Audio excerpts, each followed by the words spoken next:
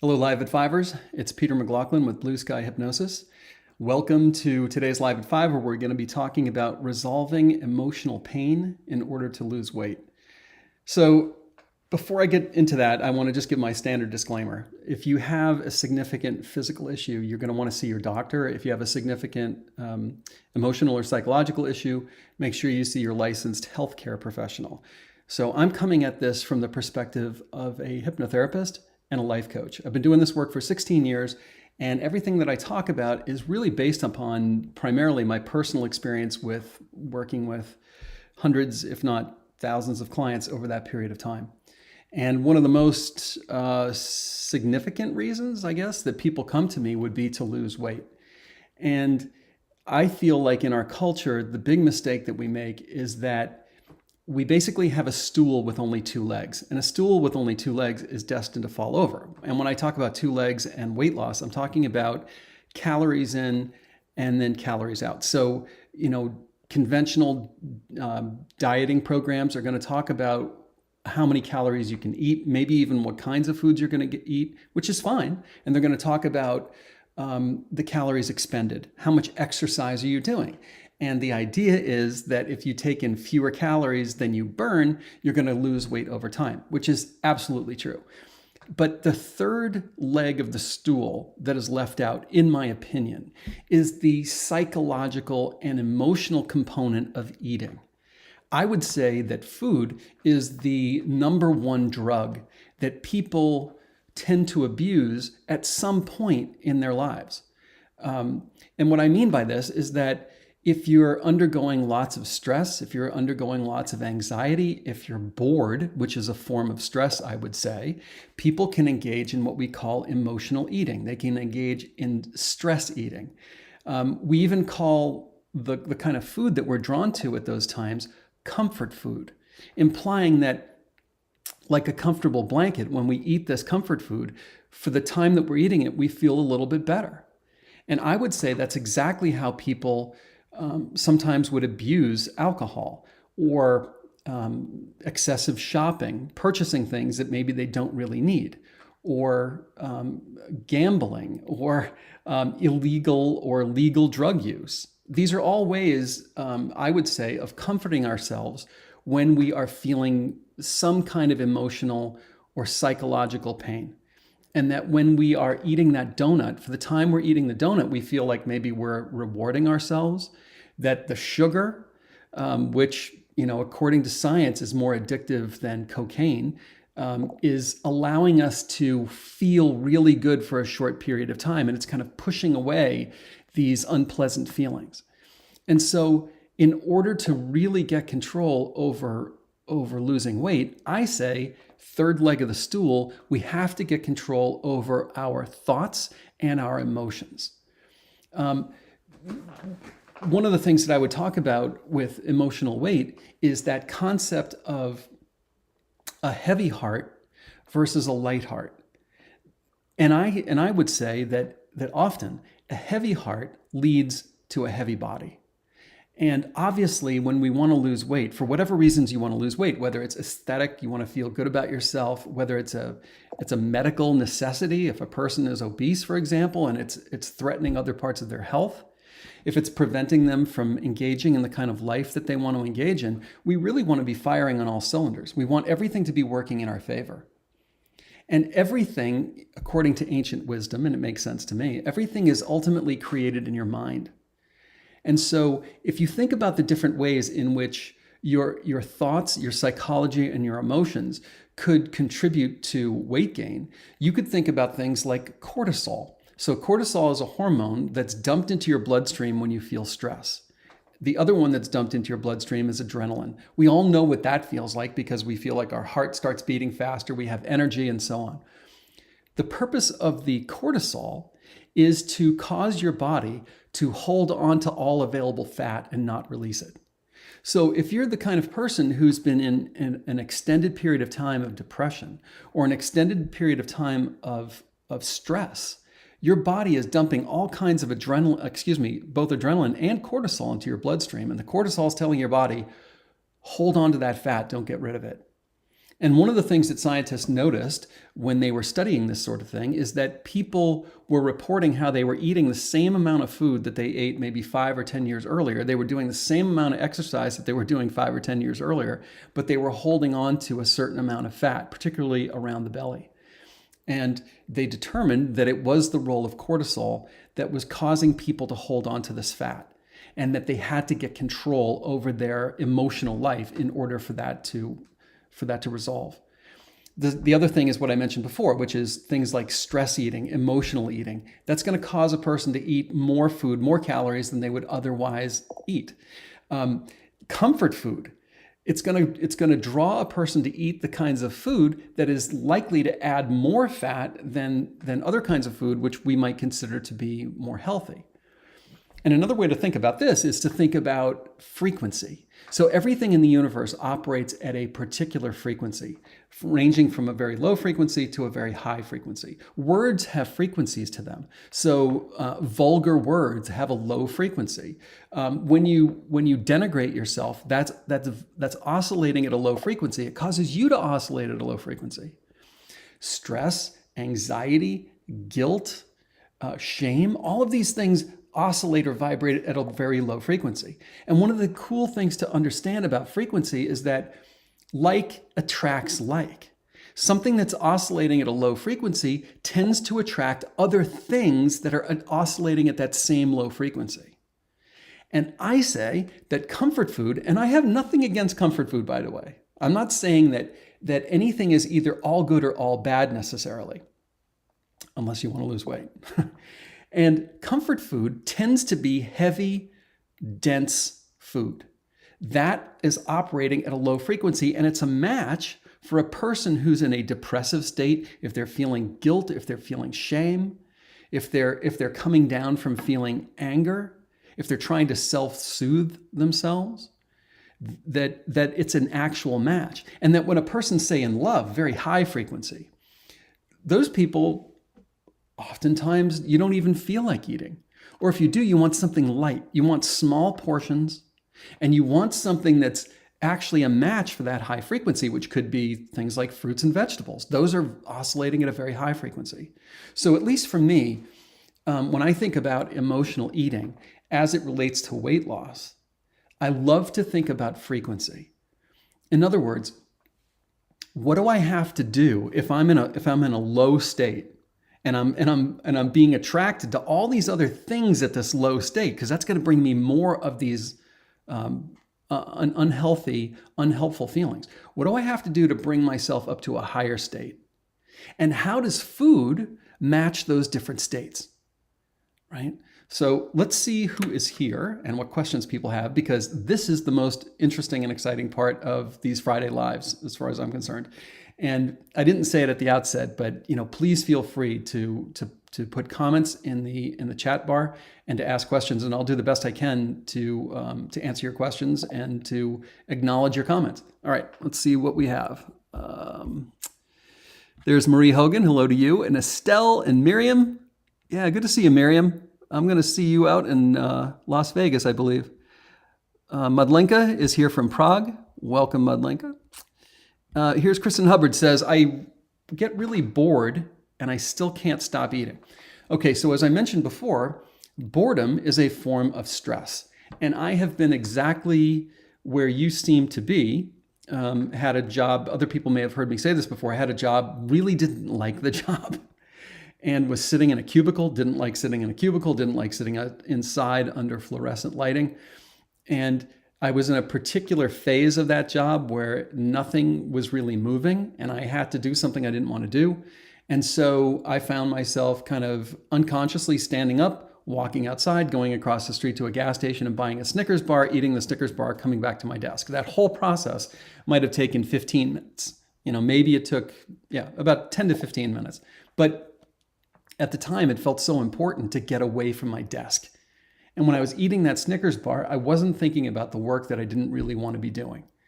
And so I can understand how boredom as a form of stress can drive this. And I guess what I would say is, if I were working with you, we would want to look at your life and try to understand why you feel boredom. what it is, because everybody has gifts. Everybody has something that they're bringing this desperately needy world. Everyone has something that they're good at. And what would it take to go from where you are now, being bored, to being in a place where you feel like you're excited to get up in the morning? What's blocking you from that? Is it fear? Is it fear of failure? Is it a feeling like you have no time to do that? Is it a feeling like you need financial resources in order to accomplish this? What would it be? What would it take to get you out of boredom, which is that low vibration, into something where you feel like you're challenging yourself? You feel like you are doing things that are new. You're doing things that are things that excite you or bring you some kind of enlivening to raise that vibration. Because as soon as that happens, you're not going to be engaging in eating because you're bored. All right. Thanks for that, Kristen. And happy Friday to you too. And you're from Canada. Didn't realize that. Cool. Here's Leah Wiggins. Welcome back, Leah. Good to see you. And here is Adina or Adina, stress eater and bored eater. Okay. So kind of like I was saying to Kristen, we'd want to kind of look at what, why is the boredom being created? Is it because you're doing kind of like what I was doing, a job that you don't really want to be doing? And you have to go in 9 to 5, Monday through Friday, and you have to grind through something you don't want to grind through? If that were the case, and I'm just going to assume you can't just leave it for financial reasons. You have to be able to pay your rent or your mortgage, and you've got food bills, and there's inflation, and maybe people are counting on you. Okay, fine. But what I still think it's really important to identify what it is you really love. And what would be the kinds of jobs that you could do that would harness some of these aspects of you? Would it mean additional training or education? Would it be starting your own business? If it's these things, what could you start to put in place right away so you could start to move toward this? Because as long as you have the pieces in place and you can look at your calendar and say, all right, in 6 months, I'm going to be launching this new initiative of mine. I'm going to be starting this new business. Or maybe I'm going to be starting it on the side. I'm going to have a side hustle. Anything like that, where you start to have a path out of this, like I had, this job that I didn't want to do. Anything that creates that path out is going to help you get out of that boredom. Because anytime you're sitting around doing something you don't want to be doing, or you're doing nothing, especially when you're doing nothing, might be an opportunity to do something else. In terms of the stress eating, we need to do something to get control of that stress. And what I'm going to say is that there's two main causes of stress. One is the one that most of us are familiar with, and that is, have you got too much to do? Are you in a relationship that's really hard? Are you feeling like so many people are counting on you that you have to work harder than you want to work? Those things, I think, are very common to us as human beings. And I think in that case, I'm not necessarily looking at how to get you out of that, although, as I said before, that's something that you can start to plan for. The second kind of stress would be old traumas, old things that have happened to you in the past that have probably created that emotional heaviness that I was talking about, the heavy heart. Those are things that still live within your mind, and they're translated into your body.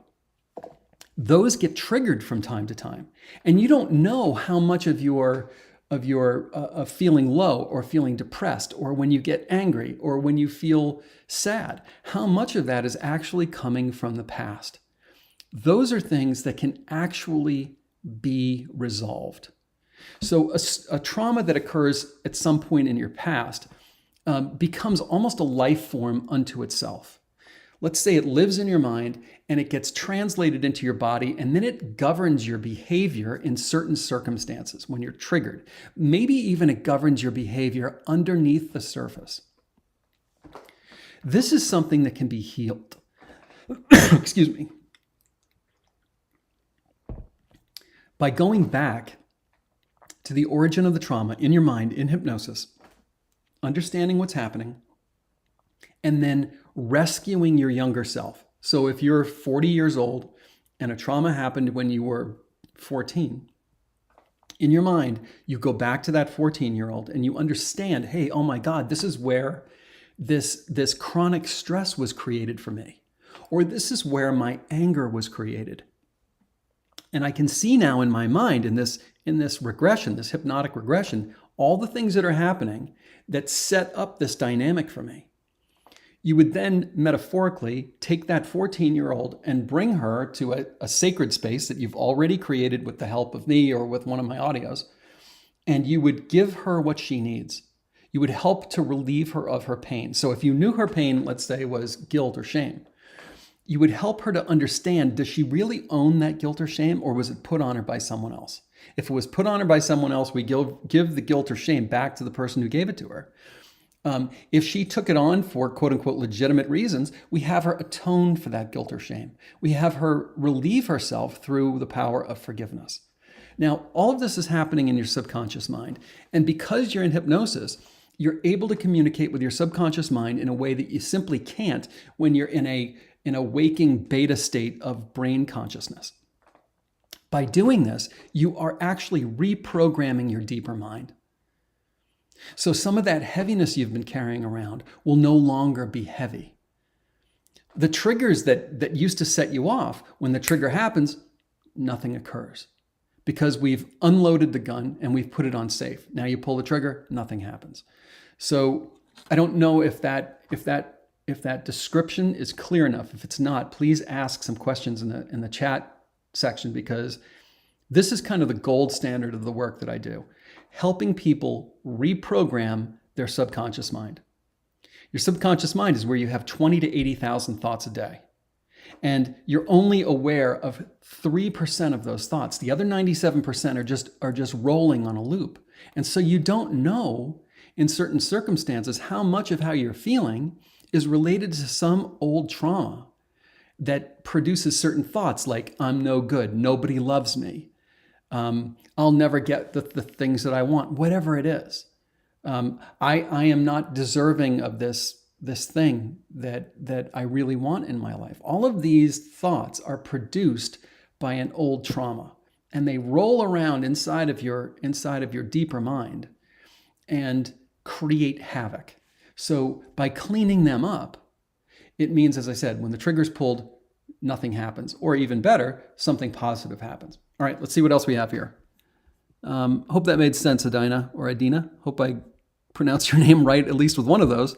Madlenka, I found out thanks to your past life regression video that I was a beautiful princess and committed suicide because I was taken advantage of. And I feel like in this life, my subconscious is trying to protect me from, here we go, from feeling beautiful again.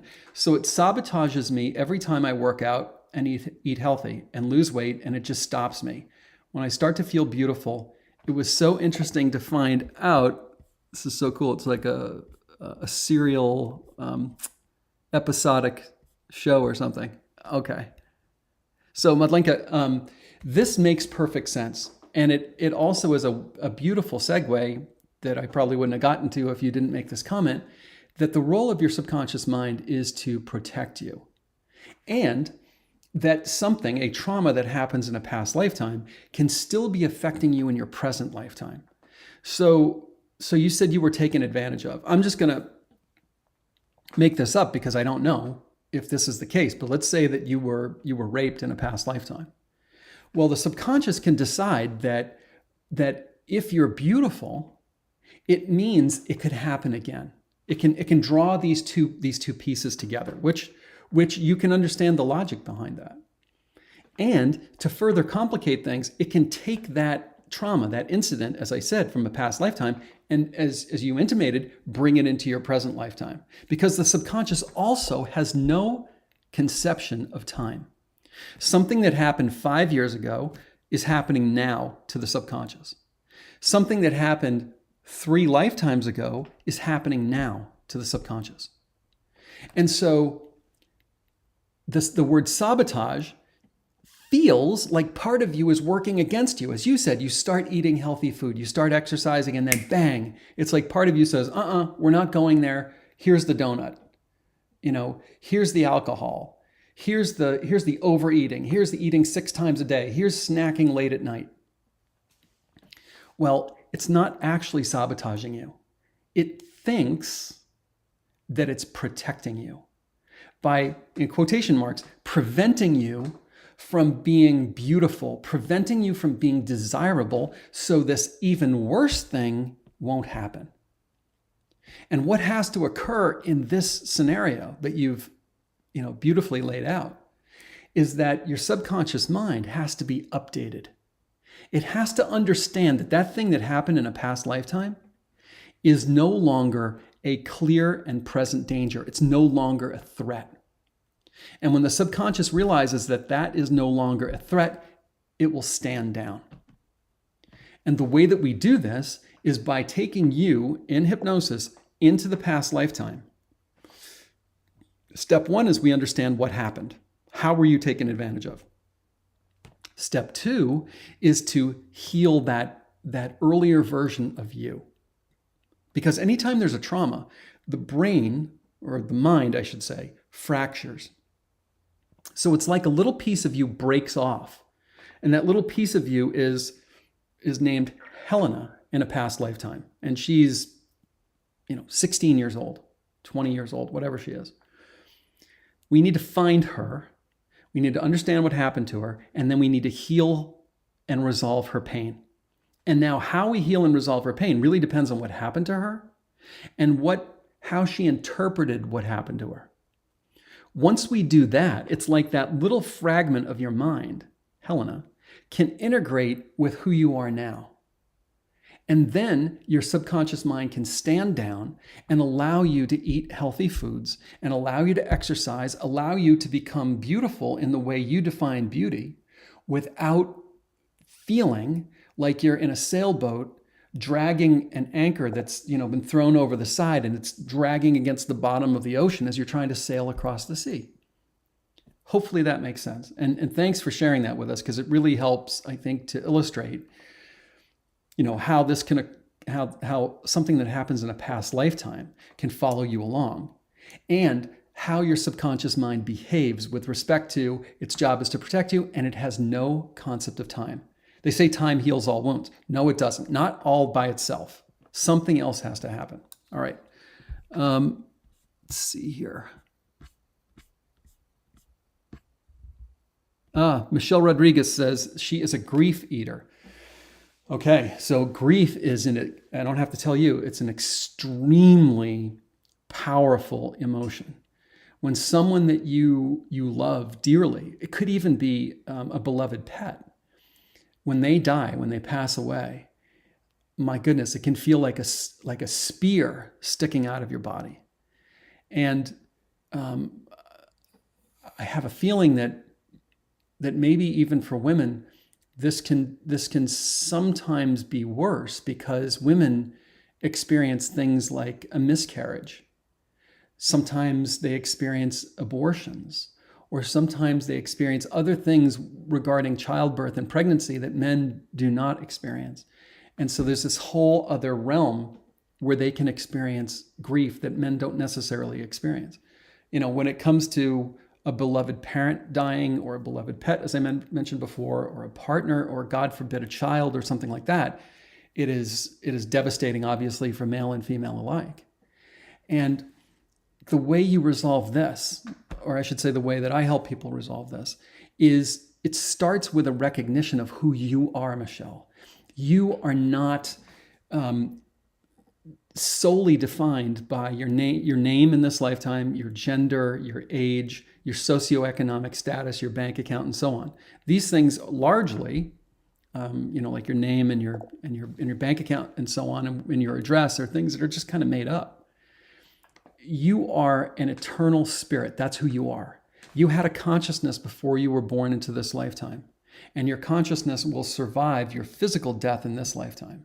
You'll move from, and I will too, move from being kind of in this physical realm to being in a non-physical realm. And then your consciousness will join with another physical body, and you'll do this again. That's called reincarnation. The reason that this is such an important concept with respect to grief is that it allows you, and through using some of these tools like hypnosis, it allows you to connect with loved ones who have died. Almost like you become the channeler, or probably better yet, almost like you become the psychic. Psychics talk about being able to connect with deceased human beings in spirit, in purely energetic form. Well, anyone can do this. You can do this. And if you're able to do this, if you're able to connect with the soul or the spirit of your deceased parent, let's say, then it automatically tells part of your mind, your subconscious mind, this isn't all there is.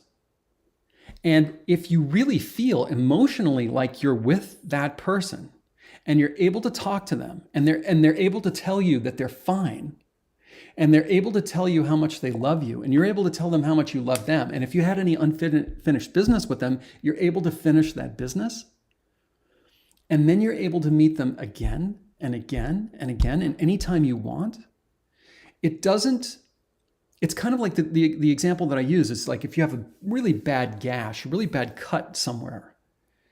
Well, if you treat that wound with care, in other words, you clean it and you put in antiseptic, you clean it and you bind it, and you care for it. You change the dressings and so on. At some point, that wound will not be painful anymore. That wound will move from an open wound that is sore and painful into a scar. You're going to have a scar there. And when you touch the scar, it doesn't hurt, but it reminds you of getting that bad cut. Well, that's what happens when grief is healed. That it moves from being an open, painful wound into being a scar. And in my experience, working with clients one-on-one through issues of grief, the first time they meet with their deceased loved one, they're really crying and crying heavily while they're in hypnosis. The second time, yeah, probably same thing again, but maybe not as long. Third time, it's like they're just smiling. They're just happy to see this person. Fourth time, they're smiling. They're happy to see this person. That's when I know that the grief has moved from an open wound into something that's more like a scar. And I've seen this happen even with parents who've lost children, which, I mean, I don't know about you, but I can't imagine anything worse than that. So it's really quite remarkable when this occurs. And again, the secret or the key to it is in recognizing that you are more than a physical body, only able to communicate through your 5 physical senses. No. You can communicate through senses that go beyond your 5 physical senses into this sort of non-physical energetic realm. So thank you for mentioning that. Here is Carol Leanne, who says, anxiety will cause your cortisol to spike. Also, your heart can feel light. You can feel a high vibe, but when you stuff your pain down, you can be emotional eating without even realizing it. And then she said, feel and wow. And then she also says, never thought of the density of your food matching your frequency. Absolutely. Absolutely. And it's so interesting, isn't it, that healthy, quote unquote, healthy food, the healthiest food that you can be eating, also tends to be the food that is vibrating at the highest frequency. In other words, fruit and vegetables. So the highest frequency that I'm aware of is the sun. Fruits and vegetables are grown in the sun, and they vibrate at the super high frequency, like the frequency of absorbing the sun. The stuff that's vibrating at the lowest frequency is the stuff that's basically created by humans in a factory and put inside a plastic.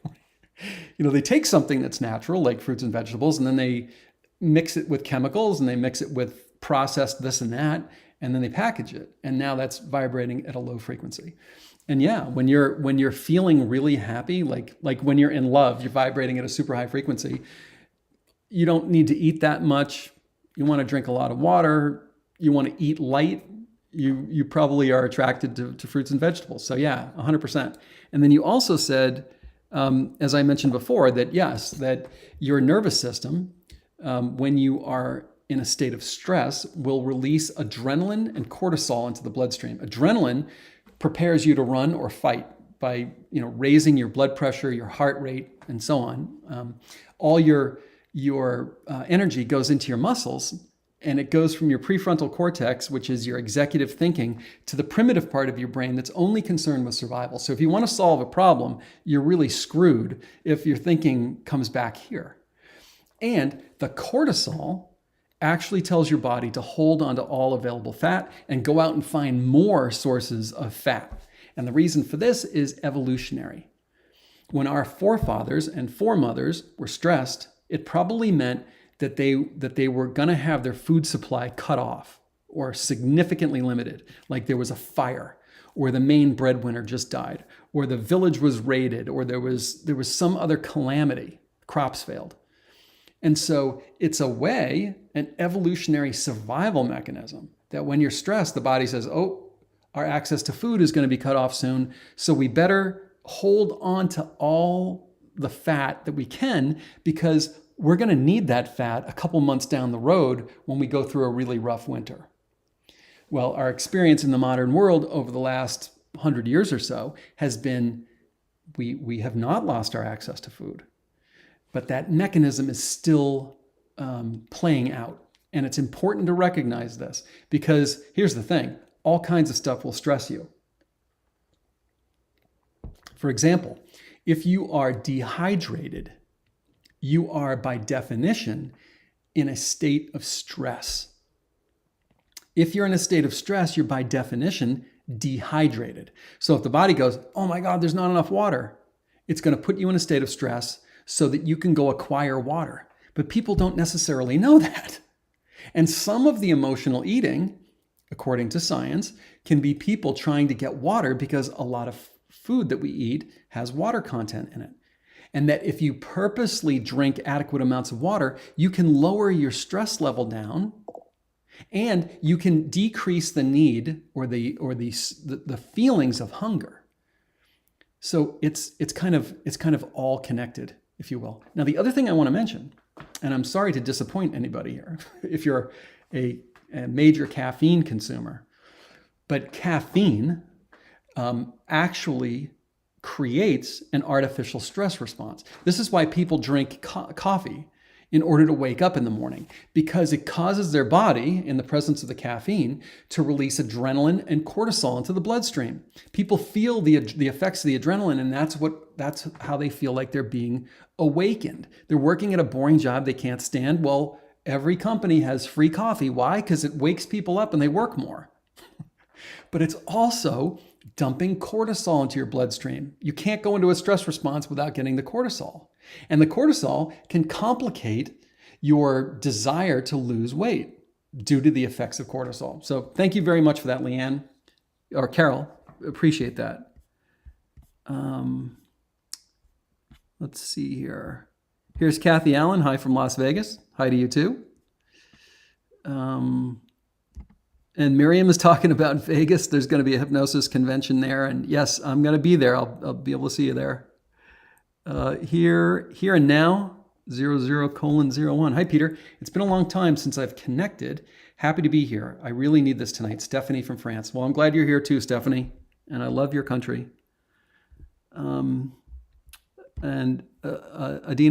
said she didn't realize that. I think that might have been about cortisol. And here's Estelle. Says, if my subconscious won't allow me to lose weight because it doesn't think it's safe, how do I reprogram my subconscious? How do you tell the subconscious that something is no longer a threat? Okay, that's an awesome question. And what I was describing before is you first want to understand where the subconscious got the belief, the programming, that being thin is dangerous. Right? So that's the first thing you've got to understand. Once you understand that, now you will know how to reprogram the subconscious mind, how to make that change. So in the case that we investigated earlier, Madlenka said that it was a past lifetime where she was, in quotes, taken advantage of, which I took to mean that she was perhaps sexually assaulted in a past lifetime. And that's why the subconscious got the idea that by allowing her to become beautiful, then she would be vulnerable to attack again. And so the subconscious wanted her, or wants her, to have extra weight, to be heavier. So knowing that, we would go back in her mind to that past lifetime and find this, I was calling her Helena, find this fragment of her mind that got broken off with this trauma and help Helena heal from her trauma. Now, to help Helena heal from that trauma, we need to know, what is it? Some women actually feel a sense of shame if they're assaulted like that. Some women feel a sense of guilt, like somehow they called it upon themselves. Some women feel a sense of rage. Some women feel like someone else let them down and allowed this to happen, like a parent didn't protect them, or a husband didn't protect them, or someone put them in a bad situation. So it's kind of important to understand all those details, because we are always hurt in relationship. So if it was, and the healing is always going to involve atonement, forgiveness. So let's say that, a parent let her down. That was the perception. We'd want to bring that parent in and have there be forgiveness between the mythical Helena and her parents. With the attacker, what we might want to do is have the attacker come, but have the attacker come as an 18-inch tall person, not a big threatening man, but a small kind of pathetic person, where the full-sized Helena can confront him and say, what were you doing? What is wrong with you? Why did you think that was okay? And oftentimes, especially when it's a past life scenario, the attacker now has had enough time and they're ready to apologize. They're ready to atone for what they've done. If Helena has carried some sort of shame or guilt with her because of this, it's obviously unwarranted, and we want to help her understand that so she can give her shame and guilt, she can offload it. Also, she can offload pain, emotional pain of this assault, and maybe even physical pain. We want her to offload all of that and then be filled with something that's high frequency, high love, which I conceive of as unconditional love that comes from the Creator, like a golden light. So I'll have clients basically visualize and feel, as they're going through this, while they're in hypnosis, have them visualize and feel golden light flowing through their body until they're actually glowing in this golden light. Now, you might say, is this possible to do through a recording? Sometimes it is, because sometimes our subconscious mind can actually fill in some of the blanks. Oftentimes it can't. But one of the suggestions that I will almost always give on my YouTube channel, Blue Sky Hypnosis, subscribe if you haven't, is it's safe for you to release the old weight. That's a suggestion that gets repeated while people are listening to my audio tracks on my YouTube channel while they're deep in hypnosis. Now, if you think about that phrase, it's safe for you to release the old weight. The subconscious mind can take that as, oh, so I've got an extra 20 pounds and it's safe for me to release that weight. Great, that's what we want. But the subconscious mind can also take that as, I have this old emotional weight, back to the concept of a heavy heart. And it's okay for me to release that now. One of the ways that the subconscious can release old emotional weight or old emotional pain is through dreaming. And one of the sad ironies of creating these tracks and offering them for free on my YouTube channel is that oftentimes people will write to me and say, oh, I did this weight loss track, which only has positive programming on it. And it's often subliminal / subaudible, meaning conscious mind can't hear it, subconscious mind can. Conscious mind hears the sound of waves or the sound of music. Subconscious mind takes in all of the words. The words are all positive, but it does have things like your subconscious mind now feels safe and free to release the old weight. Well, that may create a nightmare in their mind, because that's how the mind is working through and releasing that old emotional weight. Person goes, oh, that video, that audio gave me a nightmare. I don't want to listen to that again. So it's really important to understand that this is one of the ways that your subconscious mind can actually work through something and let it go, right? It's almost like if you drank too much alcohol or you had some bacteria or virus and you became nauseous and then you threw up. It's your body's mechanism to get rid of the poison. Well, it's not just physical toxins and physical poisons. We also have emotional, psychological, spiritual toxins that we need to release. And it isn't always pleasant when we get rid of it. So hopefully that makes sense to you guys. And I hope that answer, Estelle, made sense to you. If it didn't, feel free to ask a follow-up question or what have you, because I want to get to the bottom of that for you if I can. And let me just make sure that I've got everything else that I was going to talk about here today. So one of the things that we sort of touched on today is how is emotional weight essentially transferred into physical weight. And stress, we talked a lot about that through the behavior of cortisol. But it also, a depressive state, for example, can lower your physical metabolism. That can add to higher weight. We've got emotional eating and comfort food, which we discussed. We talked about programming. We talked about frequencies, how a high frequency and a low frequency. High frequency is associated with really healthy food and with being in love and with being joyful about life and excited about life and challenging yourself and so on.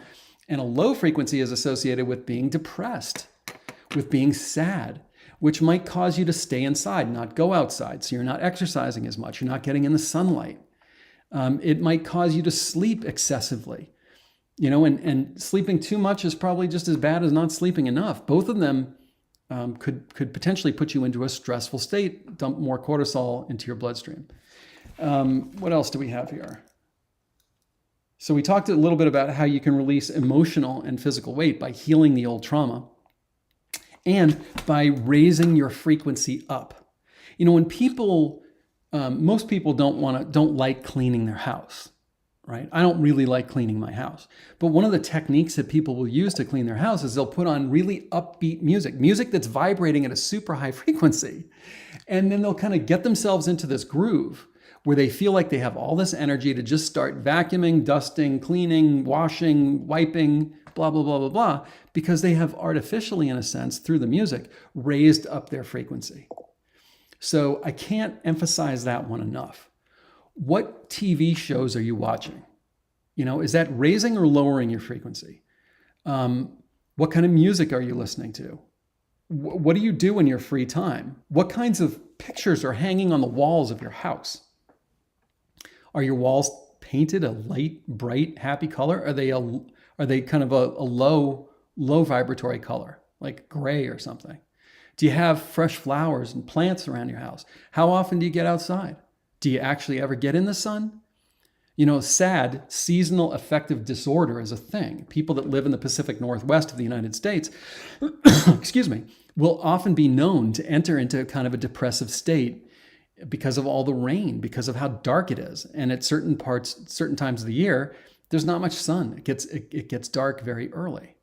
Well, if seasonal affective disorder is a thing where people go to a low vibratory state, then the opposite must be true. The more you're in the sun, the more your vibration must rise back up. So I guess part of the bottom line of all of this is I like to look at things holistically. And I like to think, how am I supporting my psyche? How am I supporting my body? Or how am I contributing to pushing it down? And recognizing that a body in motion tends to stay in motion. If I'm in a high vibration, excited, happy state, I'll tend to stay there because I'll complement it with other things that match that vibratory frequency. If I'm in a low, depressive, sad state, I'm likely to stay there for a while because a body in motion tends to stay in motion. I'm going to choose things that are going to be complementary, if you will, with that low vibratory state. Having some awareness about this also can help immeasurably. All right, let's see what else we have here. So here and now says, it's been almost 10 years since I've been holding on to 20 excess kilograms. So I guess that's like 40 something pounds. I'm 34, was pregnant in 2018, put on some healthy 16 kilograms during that pregnancy. And then she says, my body released those 16 kilograms with ease postpartum despite an unexpected depression. That's fantastic. And then she goes on to say, There is just something beyond me that blocks me massively. I'm tired. Currently in a relationship I've outgrown. I cannot move out yet. Not the right divine timing. Okay. So you seem to be saying it here. And if I'm accurately understanding what you're saying, you're not happy in your relationship. And that might be, it would be, I guess, unless you told me other things about you, but that would be the leading possibility of what you say is massively blocking you at the moment. Now, another tool that I talk about in pretty much every broadcast that you can investigate is a pendulum. I've got one right here. So this is what a formal pendulum looks like. You can make one out of string and like something heavy like a nut or a washer. And the way this works is I can just ask a question. I can say, show me yes. And you see that for me, I get this clockwise motion. I can stop it. Show me no. And I get a counterclockwise motion. And I can also ask, show me maybe. And I get this kind of side-to-side motion. Different people get different motions for yes, no, and maybe. So it's important, and I have a video on my YouTube channel, Blue Sky Hypnosis. Subscribe if you haven't. And you can, the video will teach you how to use a pendulum like this. This is a way of communicating with your subconscious mind. So what you can do here and now is you can ask the pendulum, once you have figured out your yes, no, and maybe, you've asked, is this a good time for me to ask questions? You've asked, and it all teaches you this on the video. You can ask, is my unhappiness with my relationship the cause of what is massively blocking me? If you get a yes to that, now you know. Something has to happen here. You know, as you said, it's not the right divine timing. Well, maybe there's some way of breaking through the logjam. You know, why is this relationship, presumably that you chose at some point, why is it not working? What happened? Or what failed to happen? You know, was there some kind of an insult? Was there some kind of an injury that created the dissatisfaction with the relationship? If there was, is there a way of repairing that? You know, is there some other avenue that you can take so that you're not having to just wait, almost like a prison sentence, for the divine timing to be right, and meanwhile you're being massively blocked? The other possibility is that something else is massively blocking you. Something from your childhood, say, something from a past lifetime. Maybe you have a spiritual entity attached to you. All of these are possibilities, and the pendulum will help you get to the actual root cause. So I would recommend doing that and seeing where that leads you. And if you need any assistance from there, just reach out to me, peter@blueskyhypnosis.com. All right, good luck to you. So here is eMusic 96785. Fatigue drives me to eat for energy. Okay, so that's what fuels a lot of people with their sort of caffeine addiction. And like any other drug, one cup of coffee gets you up and running, but after a certain period of time, that doesn't work anymore. Now you need 2 cups, then you need 3 cups, now you need 5. Now you're drinking pots of the stuff. And you can have, your adrenals can burn out because they can't produce any more adrenaline. And now you're in this really difficult cycle. I guess this is one of those places where I would say, go talk to a doctor, especially like a naturopathic doctor, and find out why do you have low energy? Is there something underneath? Is there an underlying condition that you're not aware of? Are you not drinking enough water? I mean, that alone could cause low energy. Are you not sleeping adequately at night? Are you in bed for the 8 hours, but you're tossing and turning the whole time? Like, what is causing the low energy? That is really important to resolve. And the first thing you want to rule out is some kind of underlying medical situation. My preference are naturopathic physicians because they're looking for the root cause, which I really appreciate. And so are functional MDs. A functional MD is looking for the root cause. They're not just trying to, solve something at the surface level. They're really looking at the root cause, and they're looking at things like diet, exercise, nutrition, supplementation, and so on, which I kind of like. But see somebody, MD, functional MD, naturopath, something like that, and get that fundamental problem resolved. Because once you resolve that, it should resolve the excessive eating. All right, thanks for commenting. So Adina says this is so helpful, and you are welcome. One of the things I want to do, we got about 10 minutes left. I want to just talk briefly about next week, next Friday. We're going to be talking about spiritual entity attachment and possession. So I mentioned before how as human beings, we have a physical part of us that's obvious. We also have a non-physical part of us, an energetic part of us that I would call pure consciousness. And that consciousness survives your physical death. So a person who dies, because we live in a free will universe, doesn't have to go to the light, whether you call it heaven, Eden, Valhalla, the afterlife, the inner life, whatever you call it, that's where you're supposed to go. But you don't have to. You can stay on this plane. Being on this plane is pretty frustrating if you don't have a physical body, because you can't taste strawberries anymore. You can't smell a rose. You can't hold the hand of your beloved. You can't pat a cat and feel that feeling. You can't dive in the ocean and feel the water on you. Excuse me. So it's possible for a disincarnated human energy to attach itself to a human who's still in a body. When that happens, they bring along all of their baggage with them. They bring along their thoughts, they bring along their depression, they bring along their anger, and it can really mess up the person that gets the attachment. You could have multiple entities attached to you. That's kind of a garden variety spiritual attachment. There's also something that's more like a possession that fits into the category of what people would call evil. These are possibilities. This kind of thing happens.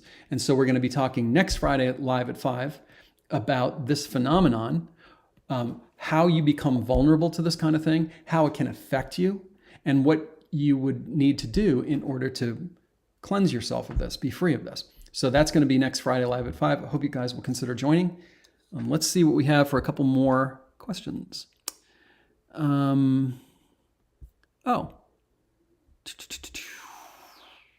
This is back to here and now, is saying he is overweight and is so heavy.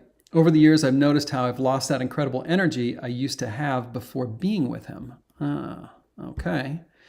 To what extent does someone's blocks, dense energy, and karma impact another within their energy field? It feels like I'm punching the air, yet I'm determined to do lots for myself.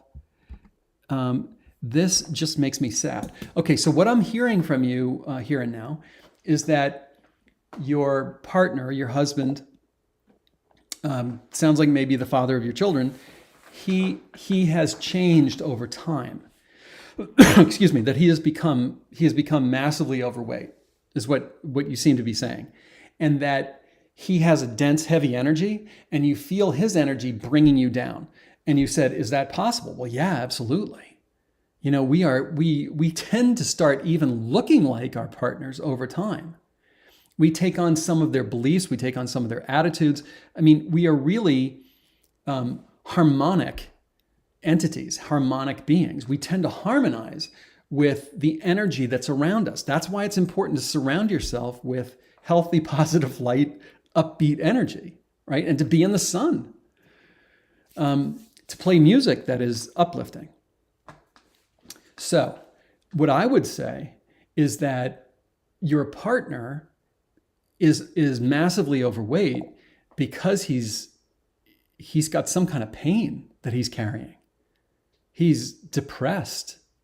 He's maybe feeling guilt, or he's feeling shame, or he's feeling anger, or he's feeling betrayed, or he's got something going on that is reflecting some kind of a psycho-emotional situation that is reflecting in his behavior and is ultimately reflecting in his body. The body is the last thing to change. So for me, I would be thinking, well, what is that? Like, why is he in that state? And because he's your partner, can you reach him? Could you help him? Could you help him understand what the heck is going on, so that he could change the internal thoughts and the feelings inside of him, maybe heal old wounds that he has. Who knows? Maybe the weight came on when you got pregnant for the first time. And maybe he started feeling like he isn't the most important person in your world anymore. Now it's the children, which would make sense. And I'm just making this up. I don't know if this is the case. And maybe he moved into a kind of a state of depression over this. And maybe this is something that began in his own childhood. I don't know. But, I would think the first step is, can he be saved in a sense? Can you be a catalyst to his healing? Because at some point you must have really been attracted to him. At some point you must have really loved him. And can you salvage that? Or is the only course to leave?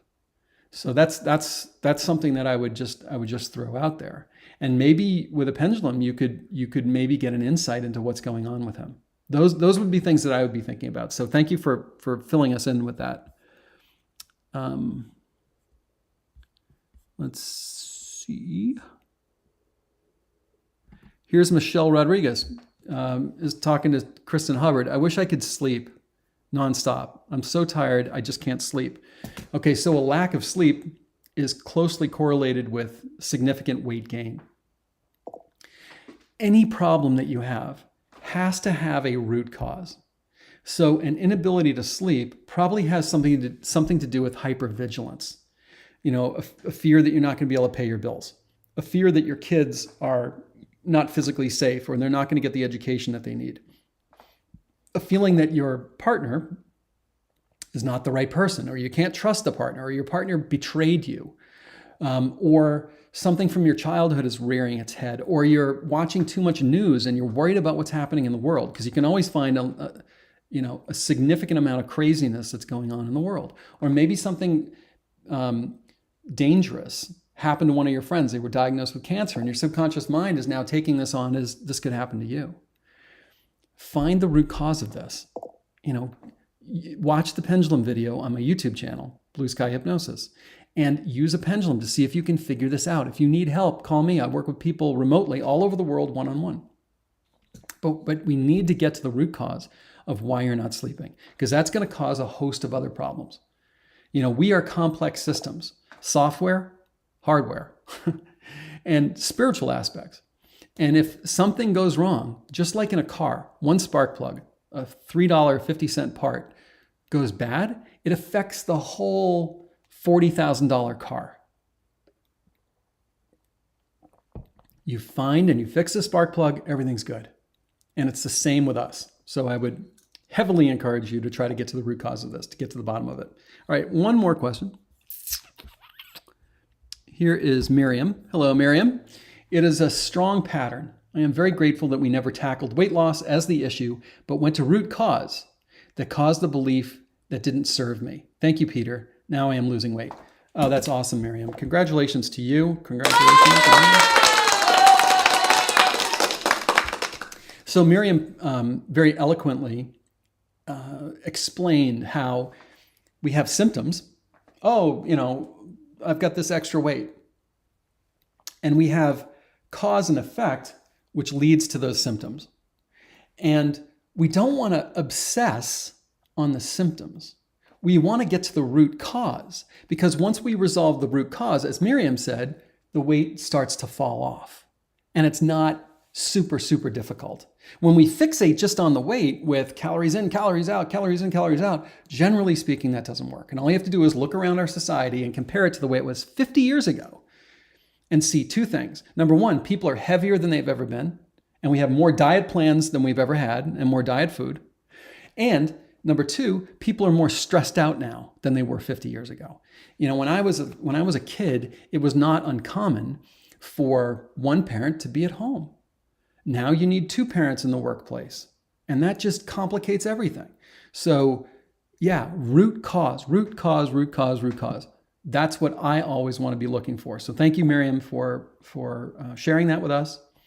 Thank you everyone for joining today. I hope you will consider coming next Friday, live at 5, for the spiritual entity attachment and possession video. I think that's going to be really cool, really interesting. And I hope you guys have an awesome weekend. Thank you for all of you who participated, who made comments, who asked questions, who supported each other, and for showing up today. So thanks again. Take care. Be well.